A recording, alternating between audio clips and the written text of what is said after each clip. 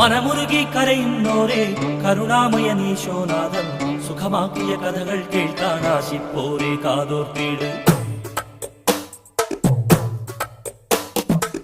മനമുരുകി കരയുന്നോരേ കരുണാമയനീശോനാഥൻ സുഖമാക്കിയ കഥകൾ കേൾക്കാൻ ആശിപ്പോരേ കാതോർത്തിട്.